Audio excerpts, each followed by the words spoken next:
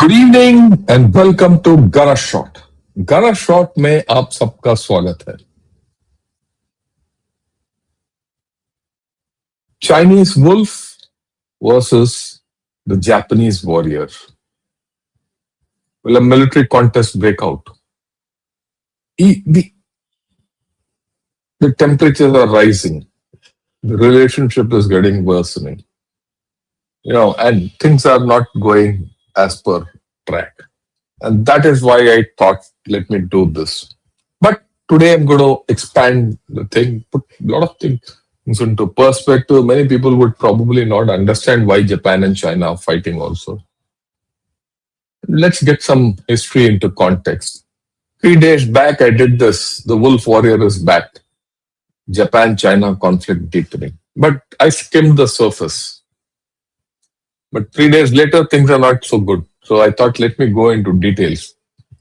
And so that we have a good background idea as to whichever way this goes, how things will shape out. It's important. Okay. I saw this article in Al Jazeera, which says China's pact with Japan on Taiwan deepens. It reaches UN. What is it all about? I would suggest all of you, if you want full details, go into this. It's reasonably well covered. But I'll cover it in a slightly greater detail than what is being put in this. He talks of the rapid escalation, the fact that there's a trade conflict on and diplomatic conflict on. First, it was just some spokesman talking, hey, whoa, all that, and certain reactions by the Chinese consul who said, we want to cut off the head of the filthy pig. Something like that. Wolf warriorism. But now things are slightly touchy. They've gone to UN. They've been tabled at UN. And Japan is not backtracking. So if that doesn't happen, then what? So that's the point. We get the background today, and then we'll see which way this is heading. If it's heading towards peace, then there'll be a fallout. If it is not heading towards peace, it's going to be some kind of a skirmish, then the things will be different. But either way, the Indo-Pacific is back. Taiwan is back into focus. One China is back into focus. And China's poor relations with everyone is back into focus. And I'll get you some interesting thoughts about China, which Sarah Payne has put out. And I'll mention it because I thought she thought out of the box. Now, people's daily has gone into anti-Takaichi overdrive. It started talking of Japan's demise. You want to finish off Japan? Well, that's new. That's one step short of war. PLA saying we'll finish Japan off. Man, where are we going? That's the heat. You have to understand why. And we'll come to that a little later. And then People's Daily, it comes out with this thing that if Japan is to follow the old path of militarism, it will ultimately end in failure. They're warning Japan, don't become militaristic. Okay. Then they've started a global signature campaign so that the ghost of Japanese militarism is never said to revive. There's a strong protest against Takaichi. She's called Gaoshi by China in Goancha. Right? So the Chinese are pulling out all diplomatic and trade stops. And then there's a narrative also on. It says in 1945, Japan knelt down and surrendered unconditionally to the Chinese. Now they're planning to their internal audience. Oh, the Japanese surrendered to the Chinese. Wow, new history, man. The Japanese surrendered to the Americans, not the Chinese. The Chinese did nothing. The Chinese were ऐसे ही side में. The main problem was the war was between America and Japan. The Chinese were just, I mean, you call them allies, you call them sidekicks of America. They didn't fight a war. They didn't win a war against Japan. And they have a gory history between the two. We'll touch upon it. Now, this is an extension of what was done in the Victory Day parade. So actually, at one level, this is fed between China and Japan. At another level, this is a narrative of China for its internal audiences. Oh, we held the victory parade. The victory parade was for the Chinese victory over Japan and helping the world to get rid of Japanese militarism and all that, And we did it. And see this military parade that comes from that day. And now they're making use of this fact. They're blowing it up to say, look, well, this is what we did to Japan. And we have to continue to do that. And Japan, they knelt in front of us. We defeated them. It is because of that the world was saved. And if they do it now, we'll do it again. Watch it. You go into the street, you'll always find one dog. Bow, bow, bow, bow, bow, bow, bow, bow. This is China. Bow, bow, bow, bow, bow. That's it. China is barking like a dog, street dog, which can do nothing else. But the voice is heard long, far away within China. Understand that. So China is playing this game at two levels: internal consolidation and external. And it needs an external cost. That too against someone like Japan. Wow, it's free. That's the way Chinese think it's a free, separate carry on.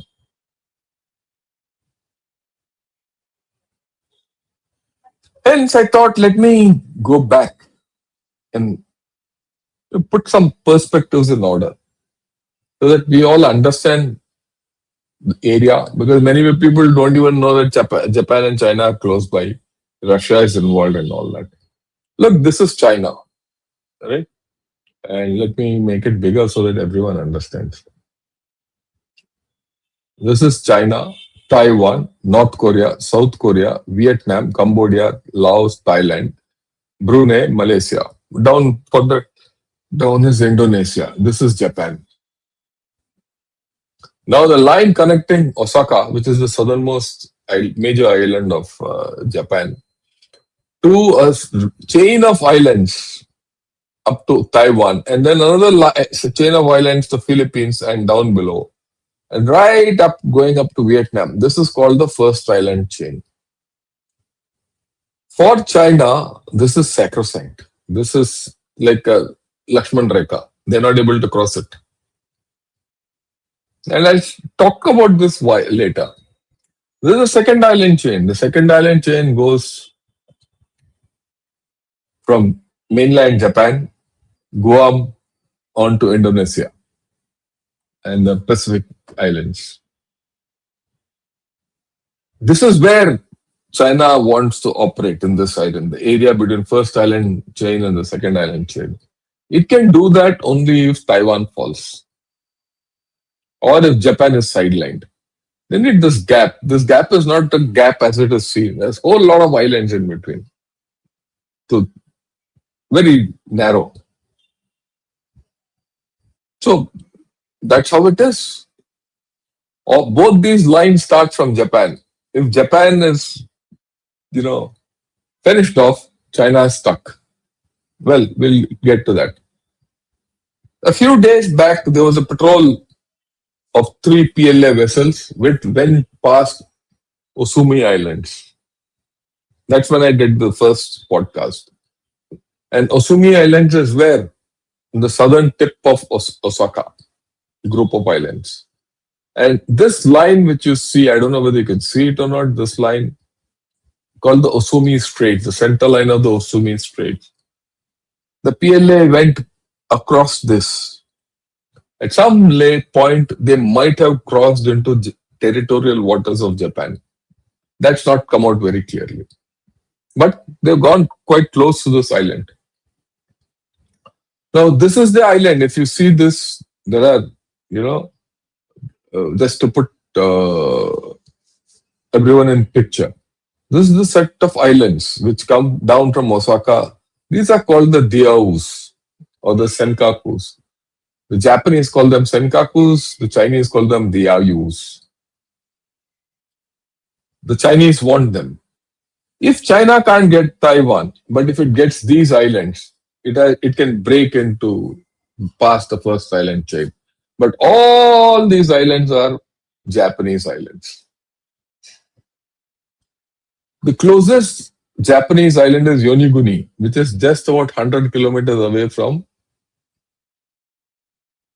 Taiwan. And the Japanese have put Tomahawk missiles here, which have a range of excess of 1,000 kilometers. Oh, very clearly, Taipei, Taguan, all these Laoshing, all these ports are in range.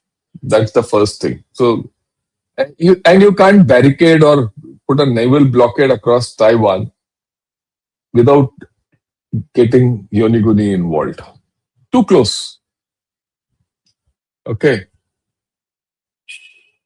Look at this. This is it. This is the distance. This distance is half the distance between this. Right? Look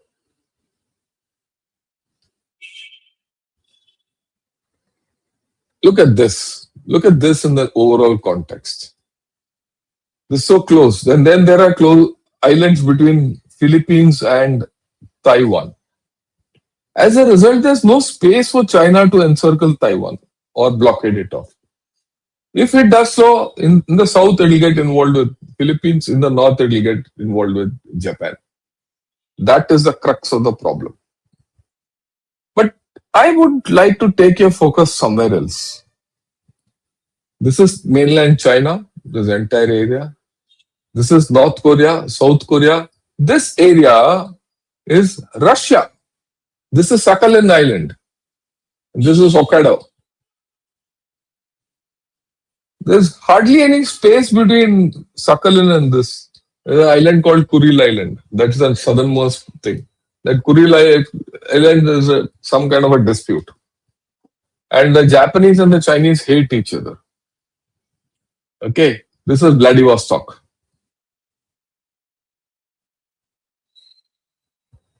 Now, in this Sea of Japan, China and Russia keep doing military naval exercises. And hence, Japan is in a problem. So if Japan is in a problem, USA comes into the scene. And then South Korea also gets involved. Then North Korea also gets involved. So it's a proper mess. I wouldn't say proper mess. There are many issues. We think it's only India, Pakistan, which is the World War III going on. No, there are other conflict places. So anything happening between Japan and China, Russia will come in, and probably North Korea also. Because there have been instances where North Korea has fired missiles along this coast into Japanese territory or Japanese waters. Okay, let's look at some historical issues. Is understanding the history of everything. This is nice. Kumar Harshal. Good evening, sir. Hope you're well. I'm at Walong in the Dong Valley. It's chilly and you being missed. Yeah, I went to Walong last in 2014. No, not 14. 2008-9. When I was a brigade commander, it's a long ride from Teju or Parushamkot, whichever, I don't know where you got it from. Did you go from Teju or you went in from Parushamkot? Winding drive. It's tiring. Anyway, enjoy Bolong. It's unique. One of these days, as part of our terrain, we'll speak of it. Yeah, thanks. But let's get back. We'll talk of the historical issues. But first, historical issues between Japan and China. There's a legacy of the Second World War. Japan, and before that, you know, you have to go back into the end of the Bian period in China. That's around 1910, 14, that around that time. That's when Japan got into China and colonized it. It occupied parts of China and also a lot of Korea. Nanjing, the rape of Nanjing, where Japanese literally massacred Chinese, is still fresh. Some old Japanese, they shake and shiver at the mention of Japanese. Not Japanese, old Chinese. Now that whole story, that occupation of China and the colonization of China and exploitation of China by Japan, Imperial Japan, is very emotional and political issue with the People's Republic of China and the people of China. Okay. Now, they don't have a common historical narrative. Of course, Japan has its history, China has its history. Somewhere this history have to be on one, I wouldn't say on one page, even if it's on two different pages, opposite sides. But this is on different chapters.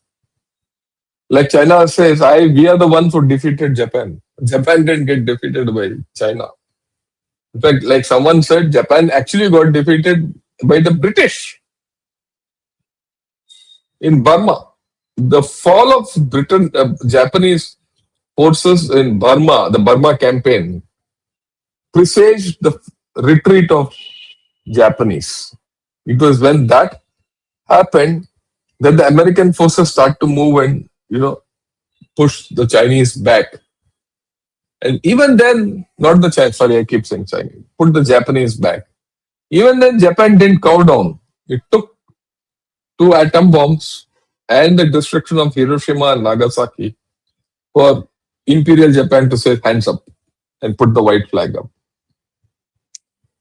It is the Indians who defeated, the Indian army, which defeated Japanese. Someone has commented, but then that's the way, that's why I said the historical narratives are not clear.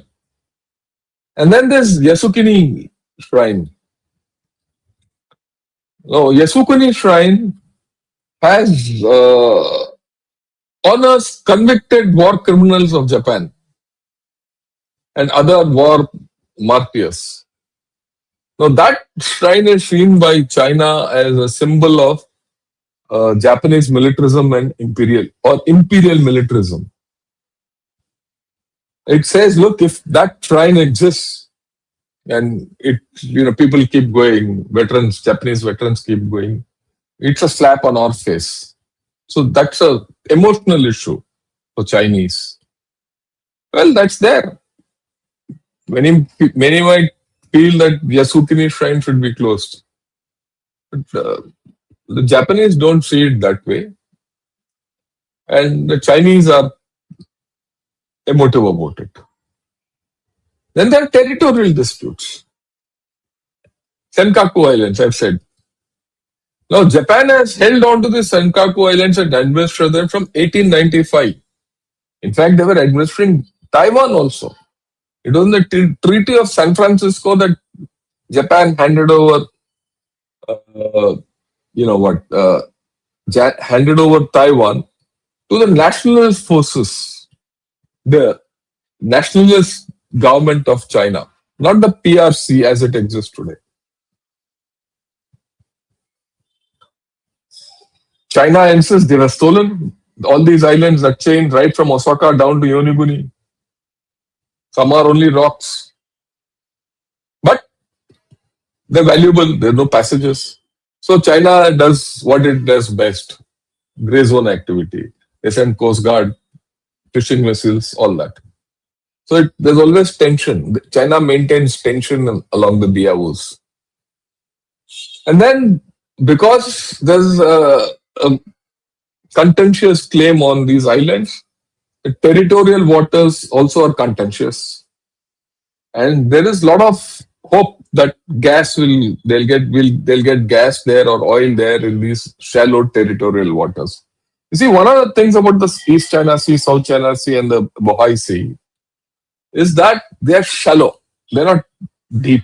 Like the Bay of Bengal is deep.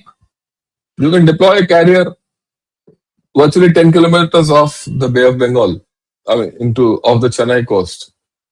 Not even 10, maybe 3, 4 kilometers. Because the shelf goes down like this. You're in deep blue sea, just about 5 kilometers away from the coast.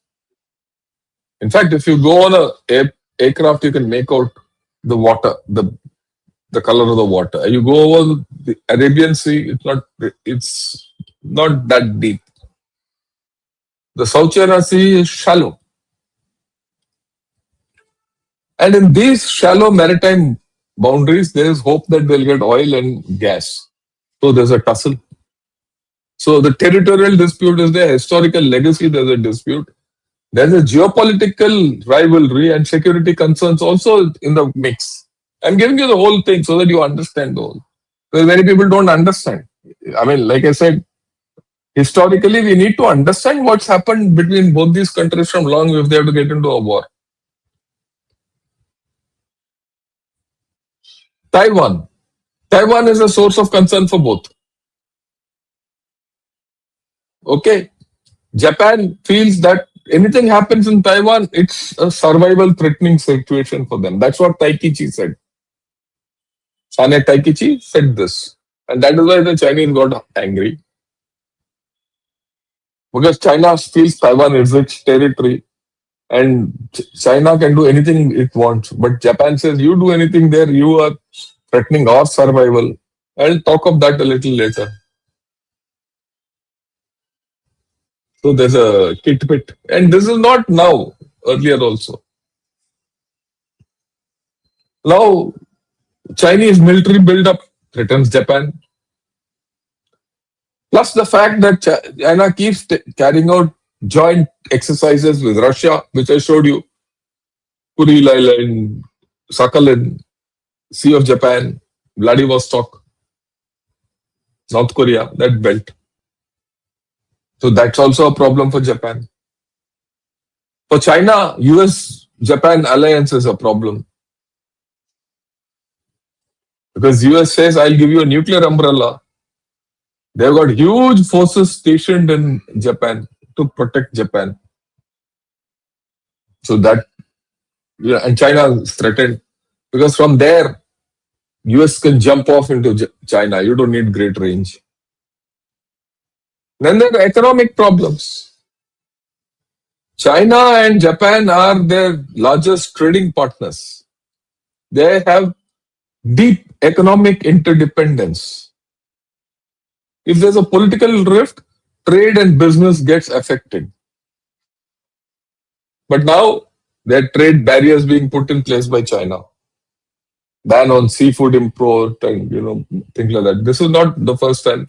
When the Fukushima nuclear reactor episode took place, when it burst and leakage and all that, even then China did that and it hit Japan. At that point, of course, there was a nuclear issue within Japan in the meltdown of the Fukushima thing. So they took it, but not now. So, and Japan has got technology. As much as China has got whatever technology, Japan has got equal in technology in every way. Japan doesn't have scale, which China has, but they have technology. We know that. Whether it's cars or semiconductors, or for that matter, rare earths. They have good rare earth technology. Japan. And there's an economic competition between both the countries. They vie for the same markets, like the rail in India between Ahmedabad and Bombay, high speed. The Chinese wanted to bid for it. India didn't allow. They said, okay, only Japan. So there's a rivalry all round. Even in a place like Sri Lanka, it is thanks to Japan that India has been able to claw back Sri Lanka. Only Japanese can compete with Chinese on certain issues outside. So there's a economic tension, there's a security related tension, there's a diplomatic tension, everything works. Sane Takaichi, who's the new prime minister, is supposed to be a Beijing hawk, known Beijing hawk from long. And what did she say? She said, I believe any action involving the use of force, such as China deploying naval ships, can only be described as survival threatening situation in the context of Taiwan.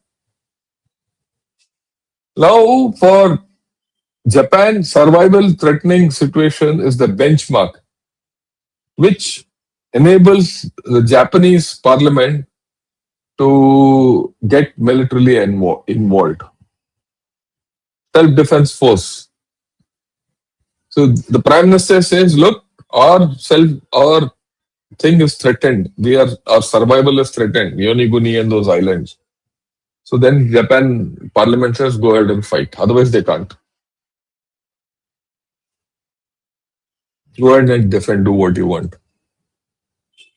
So this language worries China. Is Japan getting around all this through this? Is Japan using this as an excuse to get back into militarism? They talk of it. So we'll talk of that also. And China has said, you get involved with Taiwan, we will respond forcefully. But after that initial statement, there's been no retraction from Japan. Japan sent a ambassador at large to China to talk it out. But he never said, no, we said the wrong thing and all. He said, what we have said is said, now let's look ahead, do what we have to do. The Chinese gave him a cold shoulder. He came back. That's why the this dispute has escalated. But the way Japan has gone about this whole thing, it has induced strategic ambiguity. Now, the Chinese are not clear whether Japan will intervene in case of a Taiwan attack or not. They don't know. So that ambiguous situation, because most of the port city, Taiping city is in the north, isn't it? Taipei city is in the north in Taiwan. If that has to be attacked, then everything has to come from there. This Yoniguni will get affected. If Yoniguni is to be affected, and if between the 100-kilometer gap, 50 kilometers is of Japan, because that's the law of the land. In any strait or passage, it's 50%, median line. Then the space available for Chinese Navy only 50%. Already in 22, when Nancy Pelosi went there and they fired 11, 12 missiles, a few fell in the territorial waters of Japan. So, will that constrain China? If it doesn't, and some missiles or rockets or firing goes into Japan, Japan will get into the war. Then China will not only be invading Taiwan, it will have to be taking care of its backside also. If Japan gets into the war, the US will have to get into the war. That's the agreement. If US gets into the war, they'll open up more fronts against China. They'll tell South Korea, chalo bhai, tu kuch kar. Ya kuch wahan se karte hain. हो सकता है India will take care of it and get in from somewhere. So, iffy, tricky for China. Now, Sanae Taikichi said what she did. Then what did the consul general in Osaka, the Chinese consul general in Osaka, he said, behead Japanese prime minister, right? I have no choice but to cut off that filthy head that has come charging in without a moment's hesitation. Are you ready? Complete wolf warriorism. Do you have to say that you want to cut off a prime minister's head and then hope that he'll back down? So he said it. Now both are in a pickle. How to take it forward? Now China wants Takaichi to retract her statement. if they want a mutually benefit this thing. They're coercing. The Chinese are coercing Japan, but Japan is not bending. And then the Chinese envoy at UN has also started speaking because it's gone to UN. He said, whatever this lady has said is highly dangerous, all that nonsense. China has issued travel warnings to Japan for its people going to Japan tourists. So about 50,000 people have cancelled their plane tickets. And the Chinese carriers have said, we'll give you refunds. 2 Japanese films have pulled out of the box office, which in China. Seafood imports from Japan have been stopped by China. So the trade war is going up. Then China has come and said in that People's Daily thing, they said, look, Japan has been constantly expanding its military power. For the past 13 years, Japan has been spending more of its GDP on military. And Japan has eased its, restrictions on arms export. And now Japan is even exporting lethal weapons. They feel, they're trying. This is all part of information warfare, gray zone warfare which China plays. It's doing it. So, this is China. Okay, the next. Understand what I said earlier. Japan hosts the largest contingent of US forces outside continental America. The big. If they get into action, China has a problem. US also has military bases on islands near Taiwan. That is Yonaguni and upwards and down. Recently, late last year, there were exercises between Luzon. In Luzon, which is the northernmost island of Philippines. The Americans did all their thing and they didn't take back the Typhoon systems. They left it there for the Filipinos to use and keep it in case necessary, will come back. So on one side, the Americans have put Tomahawks, the other side they have put Typhoon. Where does China go? Where will it go into Taiwan? So they have a problem. Right. And the Chinese are miffed that Japan has increased its GDP expenditure by 2%. So now what comes out of this whole story, and this has been building up for quite some time, that Japan is now taking its own health into its own consideration. If it wants security and its own good health, they have to spend. They're doing it. They're not relying on USA. USA has become unreliable. If USA is unreliable, I should do Atmanirbharta, Japanese thinking. Jo bhi hai unka word for Atmanirbharta. They're doing it. So they're spending more. If they're spending more, they will also do some exports, which are they doing. And then they've started doing exercises. We've done an exercise with Japan. So the Chinese have got ass burn. All these are facts. Okay. Of course, when the Chinese cancelled their tickets, they were even given refunds. I said this. Okay. Now Japan, the Chinese info war is on. You will face a crushing defeat, and if you fail to draw lessons from history, all that. But there's a flip of it. Japanese feel, oh yeah, China, their economy is in deep, deep trouble. They can do nothing about it. Either they'll save the economy or they'll save the military. Both. If they get into a war with us, their economy will collapse. So they're more focusing on that. China is focusing on something else. So there's a tidbit. And this is slowly, day by day, it is increasing. This is interesting. Why is Japan hyping up it and hyping up the whole affair and not taking a step back? They feel that the Chinese economy is in very bad shape and China will have to back down. Just think, everyone thinks China's economy is in good shape, but Japanese don't think so. That's why they're saying, to hell with you to China. There's another fundamental thing. When I thought what all I should speak to you, there's a major security problem for China. There's this article about China's messaging machine, which, 2 years back. This article is about 2 years back. This is, I think, 2023 or 22. I don't remember. Or 23. But I had it in my records, that's why I pulled it out. At that time itself, they said, look, let's not get so fast involved that we'll take Taiwan. They described that China faces 4 fronts.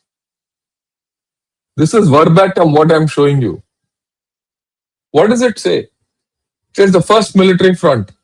The Chinese military would face US, Japanese, and Taiwanese forces in the Taiwan Strait and surrounding areas of South China Seas.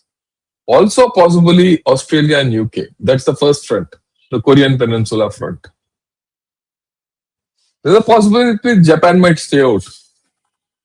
Possible. What's the second military front? Chinese forces would face off against US and South Korean troops on the Korean Peninsula. So Taiwan option, Korean Peninsula. Both separate. If Japan doesn't get into the first option, it can get into the second option. Or it can create a 1.5 option in between on its own. That's a military challenge which China faces. So it is 1 Korea, 1.5 Japan, and 2 Taiwan. Third would be China would have to face UK, US, and Australian forces in the South China Sea, along with AUKUS and Philippines. And the South China Sea, notwithstanding the fact that China is occupying a few islands there, everyone is on a weak wicket there, China especially. What is the fourth military front? The Himalayan front.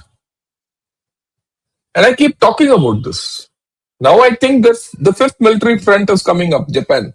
At the end of this, I'm very sure I'll be able to establish that Japan is considered by China as the fifth military front. What is the problem with this for China? Mind you, this is coming from Nikkei Asia by a Japanese author. Have a look at it. This is the article which I put out. You just put the China messaging machine tamps down, Taiwan war hype, and you'll get the article.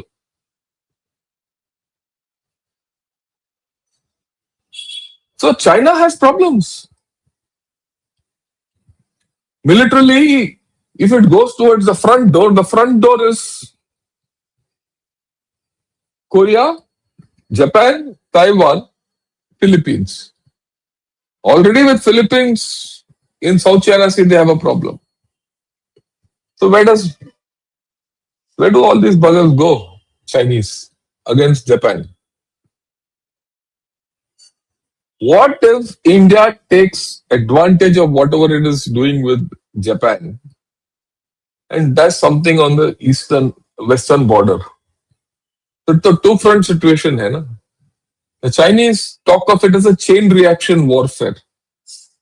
They say, look, if there's a chain reaction warfare and one war triggers another war and it ends up by going to war with India, we are in a problem. They will have a major problem. So these 4 fronts scares China. People say, sir, China will do this, China will do that, China will do everything. China will do nothing. China has got its balls caught in a vice. And it's turning its own vice, it's tightening it by its own behavior. So no one is prepared to sort out things with China. Not South Korea, not Japan, not Taiwan, not Philippines, not India. US to chodi do. So the Chinese are caught in a vice with these 4 things. And if there is chain reaction warfare, and they have a front door, rear door issue, China is in deep trouble. Okay, yet another factor. China has trouble with some of its neighbors. We know that. It has problem with Vietnam, India, Philippines, fundamentally. Okay. But there is something else about Chinese periphery. There are states which are unstable on their own. Which are these states? Afghanistan, Pakistan, some of the Central Asian republics, Myanmar, notably. To some extent, Cambodia, some extent. But definitely, others are not unstable. The wild card is North Korea. We don't know where he'll go. Now, all these nations have their internal problems. Internal problems have a habit of jumping borders and going and becoming external problems. But internal problems to China. And many of these countries have good equations with USA, which is bad news for China. So China's security is not stable. By no set of imagination can you call it stable. Right? The countries like Afghanistan, Myanmar, North Korea, Pakistan, even Russia have internal issues which will spill over to China. And China also has unresolved territorial disputes with India, Indonesia, Japan, Malaysia, and Philippines. So there's a territorial dispute, there's a maritime dispute, and they have a problem handling this, all these countries which have their own problems. And many more which I've spoken of. So China is in a bad shape. Then there are other things. China has shifted from a continental outlook or to a maritime outlook. That's what everyone says, biggest navy in the world. But that biggest navy in the world cannot be deployed in South China Sea. It cannot be deployed because they're small islands, cluttered, lack of depth, everything. There's a problem. Even Germany, it built large navies in the Second World War but could not deploy them. And that's the problem of Russia also. Because when Germany and Russia wanted to, come through the Atlantic route in the Second World War, UK used the Baltic and the North Sea to stymie them and carried out anti-submarine operations, the anti-U-boat operations. It didn't cripple China. It didn't cripple Germany. It didn't cripple Germany, but it had a debilitating effect. In this case, even if one Chinese vessel sinks, there'll be a hue and cry. And that's one of the reasons why China doesn't fight also. Now, what did Ukraine show? Ukraine said, Ukraine has no navy, but it has sunk 13 ships, Russian ships, using drones and missiles. So all these 13 landward neighbors of China, most of them have a dispute with China. Well, they can do this business. The way Ukraine sunk Russian ships, these countries can do sabotage in China and sink Chinese ships. See, another interesting thing. This is something very interesting. Let me go back to this map. Yeah, this is you see, China needs this line and islands to break out beyond this into the area between the first and the second island chain and break it eventually. But countries like Japan, Taiwan, Philippines, Brunei, Malaysia, and Indonesia are not bothered. Why? Because they have ports this side of this thing and they can do free trade. And they can squeeze China. That's the important thing. China has to break that. Others are not dependent on the South China Sea passages.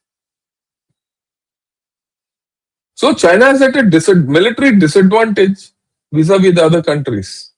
And China doesn't have the capability to block out all countries. Either it can do Taiwan or in none. So there are issues which we have to understand. Okay, right.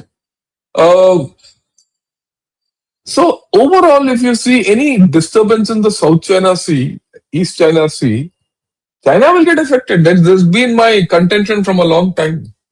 If China blockades Taiwan and you start hitting the straits, just the Strait of Taiwan, maybe the area between the South China Sea islands and Philippines, and South China Sea and islands and Vietnam. Bigger tankers go along that. That you close.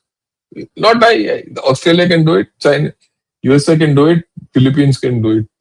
All three put together definitely. And you also do something so that passage through Indonesia is restricted. Second island base, they can't break. Then what happens to China? Stuck. Other countries will do what they want. China will they put a blockade around Taiwan, everyone else puts a blockade around them in this manner, and China is stuck. Is that what China wants? They're very worried about it. Just think China, if it goes in for an invasion, Japan and US and all react in some manner and hold Chinese forces there. And at that time, India does something. China is funked about this whole story. And there are not many passages out of South China Sea. South China Sea might look big, but it is shallow. Okay? So they have a problem. This bit is by that lady, Sarah Payne. She says China has not yet launched outright wars of aggression. China is waging a financial war through BRI and ensure that everyone is indebted to her. It is conducting cyber warfare, hacking into other countries' critical infrastructure. It is doing resource warfare by, stopping rare earths. It is doing drug warfare against America, even irregular warfare against India, and grey zone warfare in Myanmar. But not outright war. Outright war it can't do because it can't deploy its navy in the South China Sea.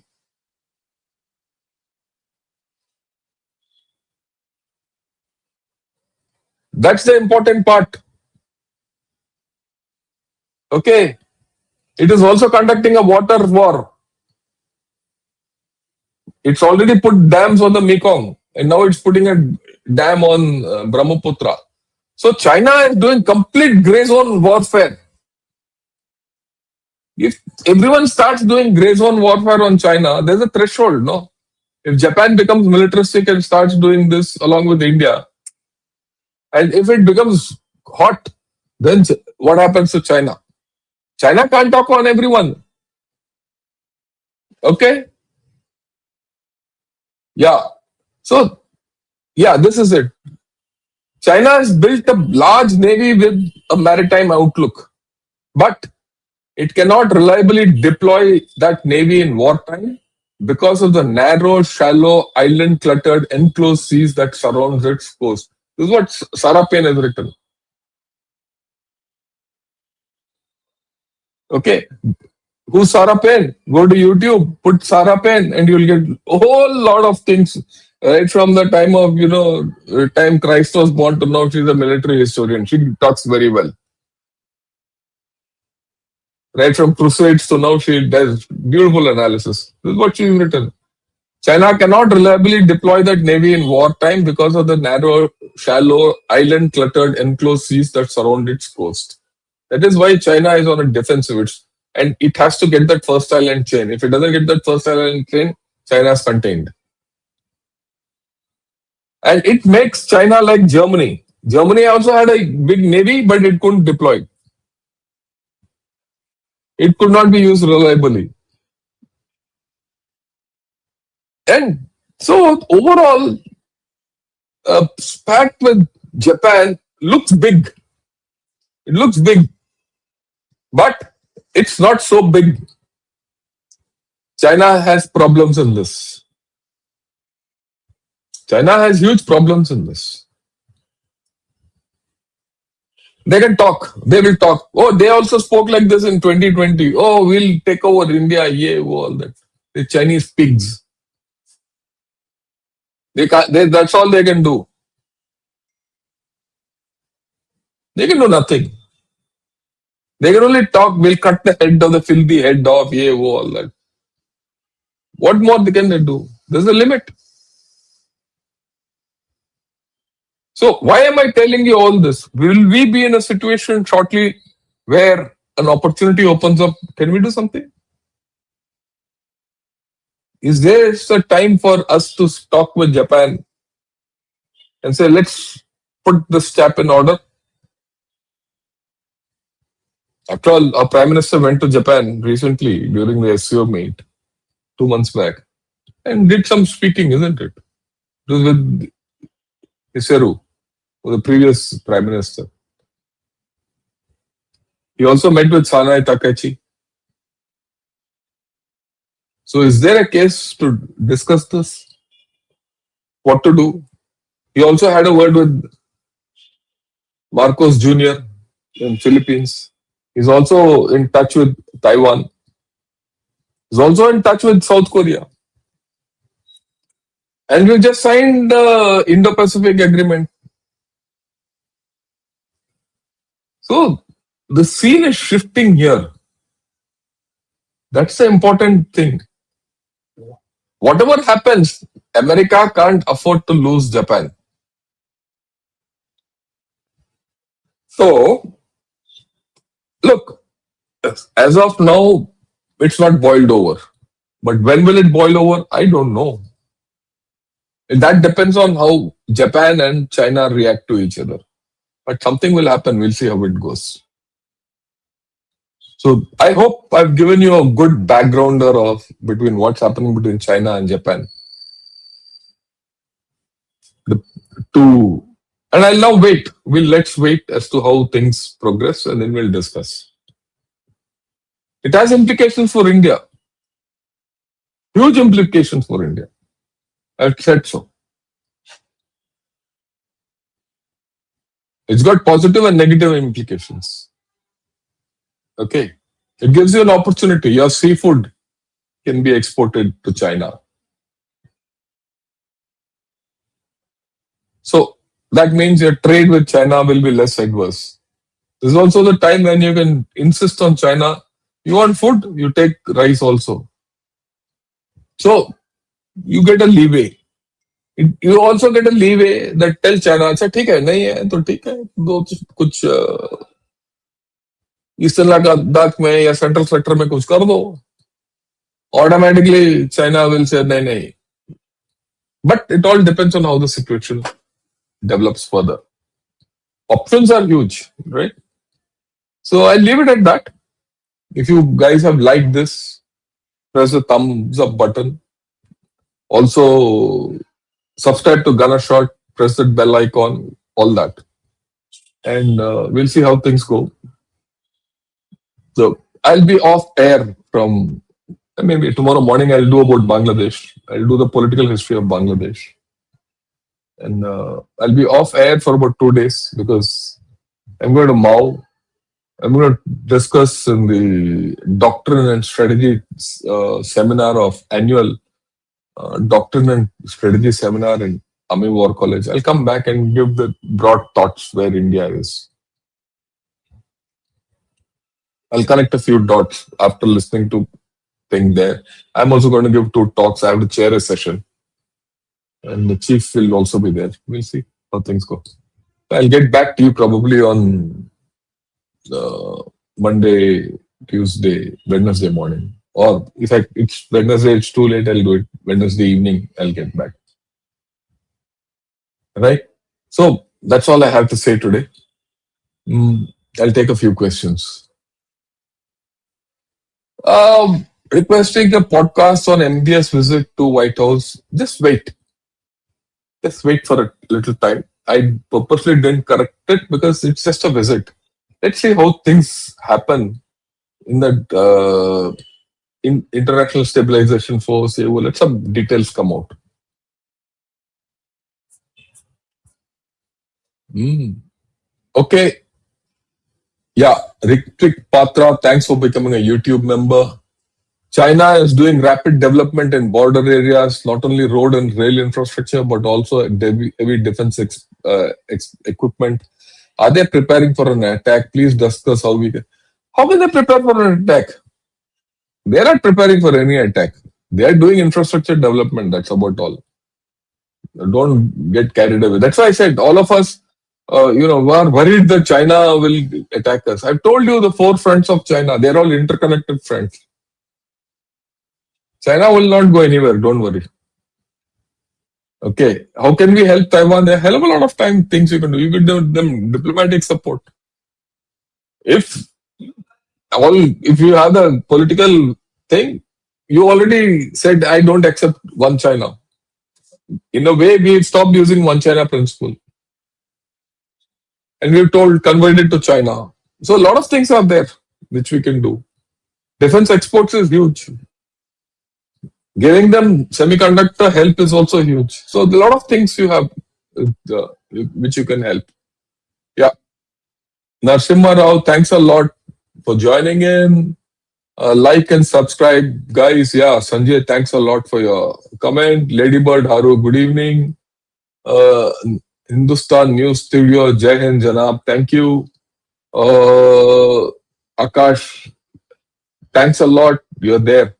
Many people don't know, but the Japanese Navy possesses a threat to the PLA Navy. But during a conflict, what will South Koreans stand if the CCP fails? What will happen to them? We'll talk of all this. That's why I said, wait. You're moving too many things too fast. Yeah, China helped the world to get rid of Japanese military. What an absolute joke. Indian soldiers fought them like hell. Rubbish people steal. Yeah, that's the problem with China. China will steal everything. Okay, that's China for you. So we'll deal with it. We know it. We know they're fake. Everything is fake. Yesterday's session, China versus China, is a unique topic. You have put a different perspective of China. Yeah. They go, yeah, you can't look at China one-dimensionally. Ki China is the biggest, strongest nation on earth. It's full of weaknesses. It's a flaky nation. Understand that. They're vulnerable. They're very vulnerable. Politically, they're today probably the most vulnerable state I have seen for the past 50 years. If this fellow Xi Jinping goes, they are going to be in major problems. If he stays, there are major problems. What will be the scenarios, opportunities for India? Yeah, I've shown you this. I told you. We can do anything. Your line, the nation who forgets history will never be able to stable, applies to both Bangladesh and China. China's time is I agree with you. Yeah, we spoke about your being in Wolong, Kumar, and China has escalated this vision of sovereignty by Japan to UN as well. I simply don't understand what they will achieve by making this noise. Paper tiger at its loudest best. I agree with you completely. They just want to establish their dominance and nothing more.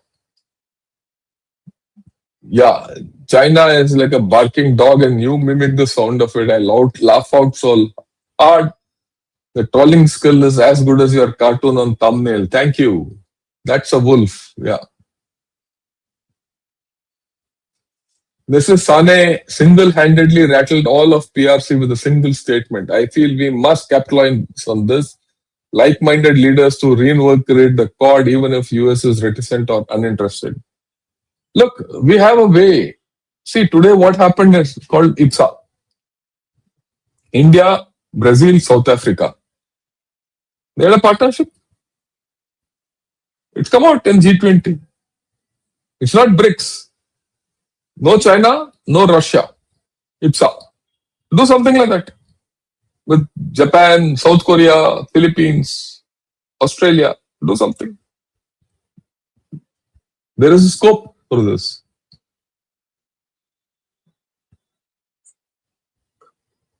China has dispute with approximately every country who's his neighbor. What's his motive? It's only an expansionist mindset, or there's another reason. Expansionist mindset. And put the other guy on the back foot. As simple as that.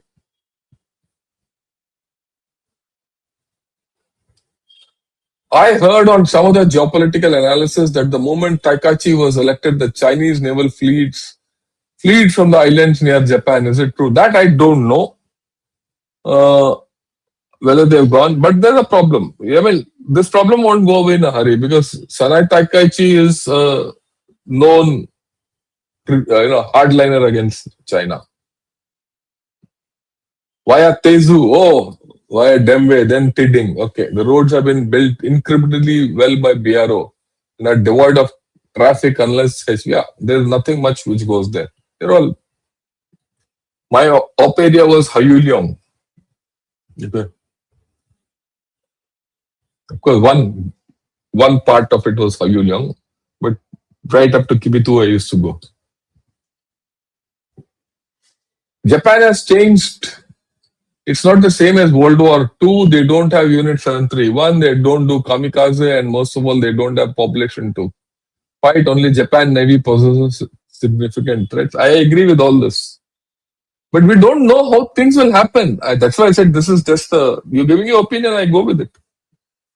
But let's see how things happen. Chinese harsh reaction to Japan is expected. We only need to see Chinese civilian casualties by Japan. Yeah, I agree with you. Yeah. They're worried. China is worried, incidentally. If Japan militarizes, it's a nightmare scenario for Chinese. Thank you for the presentation. Thanks a lot, Jeet. Japan seems to have gobbled more than it can chew, given that Russia, China, North Korea axis. Russia is game changer. We'll see. It's not so bad as of now, but we'll see how it goes. Yeah. Philippines, Taiwan, Japan triangle, important. Germany wants to build Europe's strongest army by 2035. A new conscription bill is moving. Let's see how that goes also.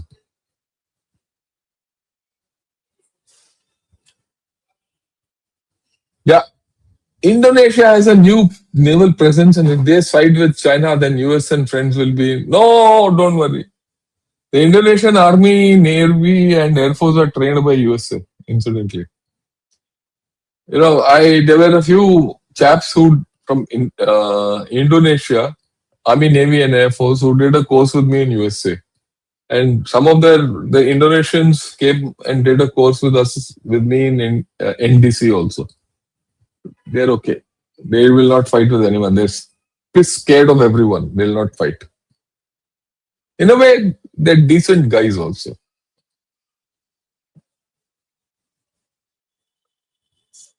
Rajnath ji ने अभी जो सिंध के बारे में बोला, उस पे आपका क्या कहना है? क्या मतलब था उनका? मैंने उनका जो भी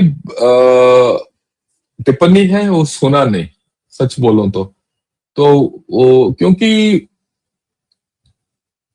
थोड़ा बांग्लादेश के ऊपर मेरा और था आइडिया था, क्योंकि वहां जो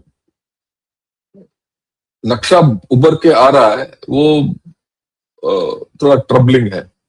तो we need to understand Bangladesh. इसीलिए मैं कल बांग्लादेश के बारे में बात करूंगा, क्योंकि मैंने देखा कि बांग्लादेश के बारे में बहुत लोग बात बहुत करते हैं पर जानते कम है. जानकारी उनका इतिहास के बारे में कम है. कल बांग्लादेश का इतिहास के बारे में बात करना है. पाकिस्तान के बारे में तो हर एक आदमी जानता है, और ये टिप्पणी हम आगे इसका ये करेंगे. I believe no one would support Chinese Communist Party in a war except the Pakis. I agree with you. Even that they might not, because Japan has some fingers in the Chinese, Pakistanis nuts. China is being like a frog sitting in a pond on the boil. It's been croaking so long that it has forgotten to check the temperature of the water. When would the water boil over? We'll see. It's boiling over. I agree with you. अगर demography खत्म होते जाएगा तो temperature of water will go up. Yeah, what about 26 nations? They'll all be present because China has called them. But will they help them? I don't think so. China faces the biggest front in Dalai Lama. Yeah, I agree with you. That's the Tibetan and Indian front completely. That's the fourth front. See, in every case, in every front of what I gave those four front, there are sub issues. Maybe one of these days I will discuss the four fronts and the sub issues of each front. I'll do that. It'll be an interesting topic.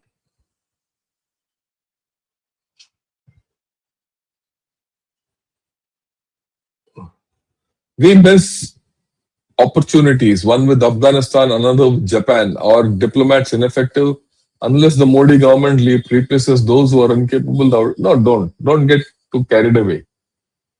These are all preliminary things. Things are happening in the right direction. That's what I spoke yesterday in the evening. Namaste from Connecticut. Thank you. You all worked in the government. You might have never faced consequences for the incompetence. Why can't Modi hire Modi some diplomats? नहीं ऐसे नहीं होता. Don't get carried away by vague ideas. It's not easy for a civilian off the street to come and work in the government. It will not happen.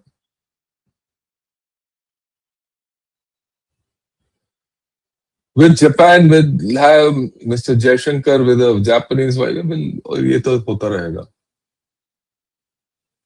Good evening, General. Good evening, Kiran. Yeah, Shailendra Singh. Japan population is mostly elderly people. China military hardware. Yeah, these are things. Yeah.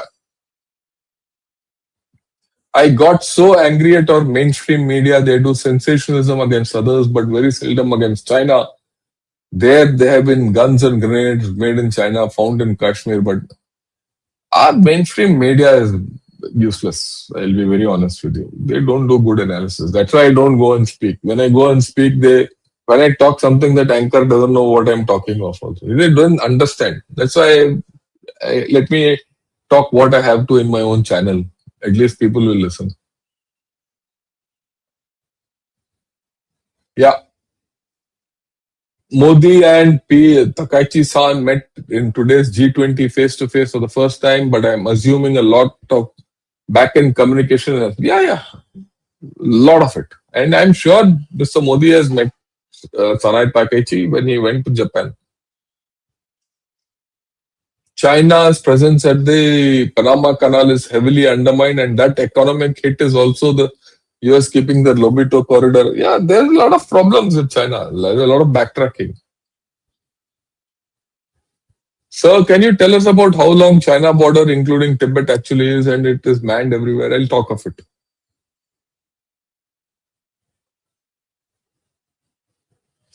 China critical minerals monopoly. Will it use this monopoly during world with? Yeah, no. There's a limit to what China can do. Okay. Is there any Chinese military in the Gobi? Oh, of course they have. They have some institution and establishments there. US is doing gray zone warfare with China using Japan. Possible. All these are there. Thoroughly enjoyed the podcast. The Chinese leaders are quite like kindergarten bullies. They don't know what they're faced up against. Yes. How much Chinese DP figures are reliable? They're not reliable at all. There's a Financial Times article on how Chinese figures are becoming increasingly unreliable.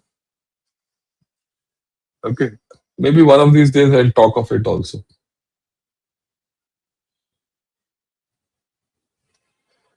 Quiet hands often hold the real power, but China is doing the opposite. I agree with you, Kaushik. Why has our goalpost changed in the West? I'll talk of it one of these days. Don't worry. In the last session, someone asked about operating an aircraft carrier of China. Let me tell you, operating an aircraft carrier is equivalent to solving the physics. China isn't a blue navy. Yeah, I agree with you. See, that's what that Sarapin has said very clearly. I like what she analyzed about the Chinese navy. China might have a big navy. It can't be deployed. It can't be deployed beyond the first island chain.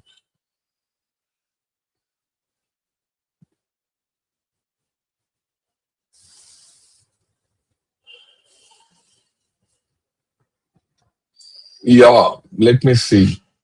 So we keep hearing about China bullies India. That's gone. That day is gone. That time is gone. We must also do something in the Indian Ocean to retaliate. Yeah, can you shed some light on that? That's over. You already bottled up China. We see, please understand. Slowly, Maldives doesn't give space to China. One odd ship will go there, but nothing more. Colombo, Sri Lanka. The Sri Lanka, Maldives is today in a good grip. They can't think. So we've sidelined them. And then you're getting Karnikobara. They'll not get through Myanmar. I am very sure that they'll not have great presence through Myanmar. That is, they know that they'll be had in Myanmar. And they have problems otherwise. Internal problems are here, China ka. What role will Russia play in case of conflict? Will it remain neutral? I don't think so. Well, it's got a choice. It wants to have a two-front commitment itself. They can do anything they want. Otherwise, Ukraine, they'll lose Ukraine. If Russia comes this side, they'll use Ukraine. Russia is stuck. Remember that. Yeah. Should we strengthen G4? Yeah, why not? Why not?